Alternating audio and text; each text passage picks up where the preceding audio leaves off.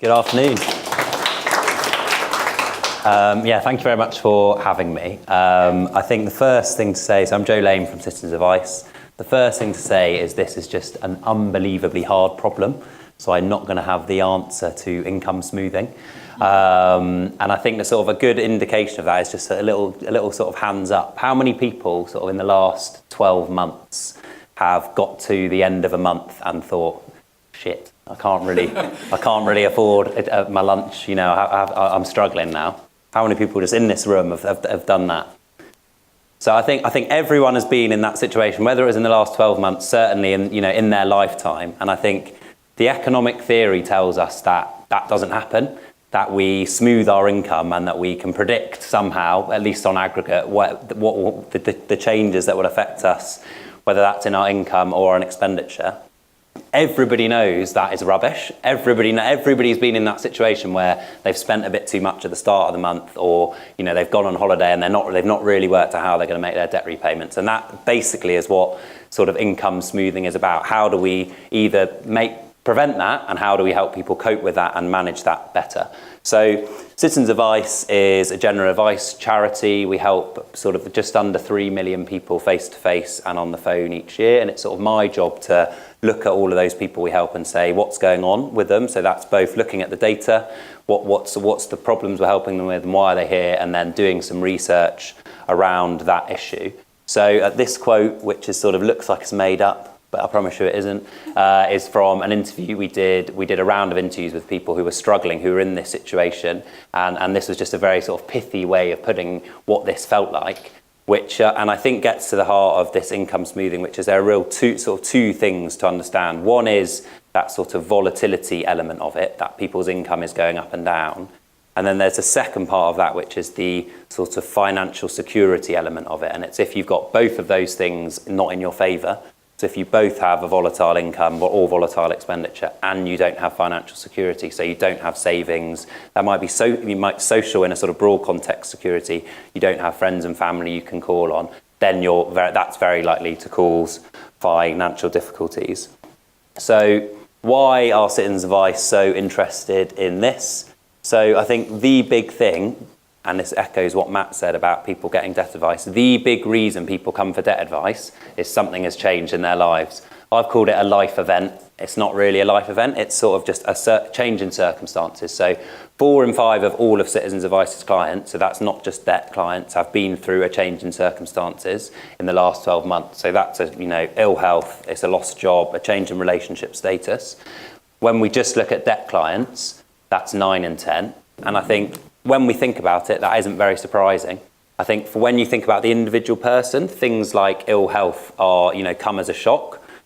If you look at the population, we know those things are going to happen. So each year, about 30% of people go through a sort of drastic life change. They go through, real ill health. They go through a relationship breakdown.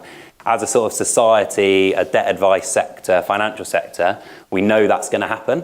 So that individual doesn't know it's going to happen, but we collectively know it's going to happen. So the system should be designed around what's going to happen for those people. It shouldn't come as a shock that people get ill and their income falls.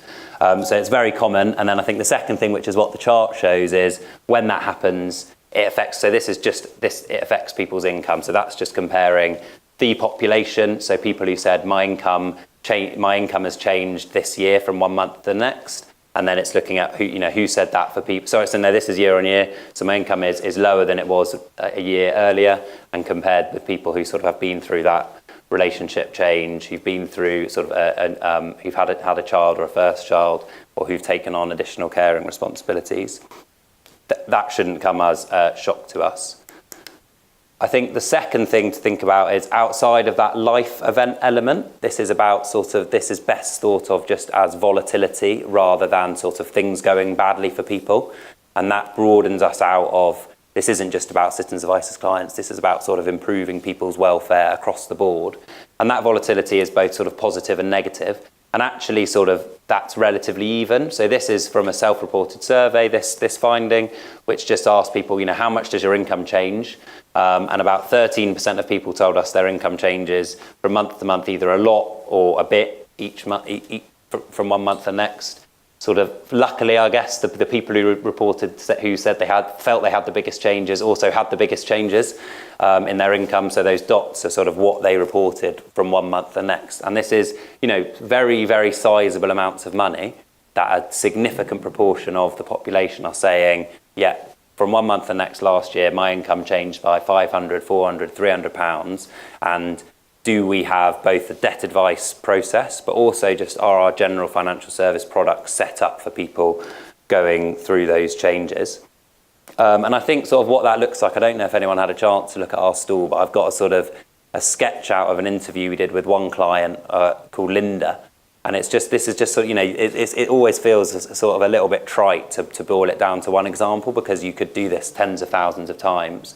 But Linda is sort of one of these people one of the people along with Nick who we spoke to in debt. And it's just sort of really classic thing. She was in work. It was a fixed term contract, so she knew her contract was coming to the end. She got another job, but she had a month's gap. She then went into a new job and got paid a month in arrears, so she had 2 months to fill. She almost made it. She was borrowing from friends and family. She went behind on her council tax. She then she wasn't able to manage that arrears, so she got the bailiff sent round and fees added on. She then paid that off on a credit card, but that was then struggling to manage those repayments. And actually, often that's from a very personal, I want to pay this off very quickly. Lots of people, I think we sort of overbelieve people who are sort of very keen to overborrow, and eventually found herself in a position where she found a consolidation loan, so she was able to sort of pay it off at a cheaper rate. But when we spoke to her, was in this position where she was paying it off with no buffer at all. So she was sort of walking this tightrope really, where she, any future change in her circumstances, she wouldn't have that option open to her again. She wouldn't have that credit card option open to her. So she'd gone from that sort of volatility position to that insecurity, to that position of real insecurity. What would she do next time? So I think it's really important that we think about both of those elements. Moving on to sort of what we can actually do about it. So the big thing that Citizens Advice does is help people in financial difficulty. Now, Citizens Advice helps people with lots of things. We help people with things like housing, employment, immigration, but like the big chunk of our clients are either sort of in problem debt or they have problems with their welfare payments. They're sort of struggling to make ends meet. And that's pretty much, we get to them when they are in difficulty, and we hopefully put that problem right. Alongside that, we also try and help them sort of improve their situation to manage that in the future.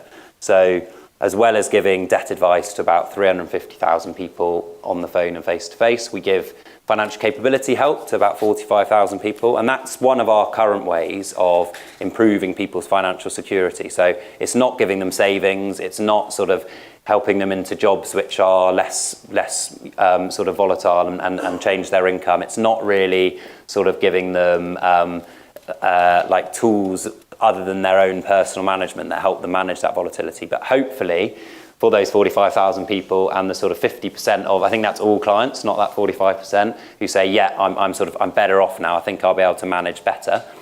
We can't really do anything about that volatility. Hopefully they're better, they're in a better place to feel more secure and to manage their money. Beyond that, so I think we're really thinking hard about what we can do to stop people those 350,000 debt clients getting into that position. What can we do to make people more secure? But I would say our toolkit to do that is fairly limited, because we are sort of generally relying on sort of self-report. We're relying on people to get in touch with us. So these findings are from a pilot we did with the Money Advice Service.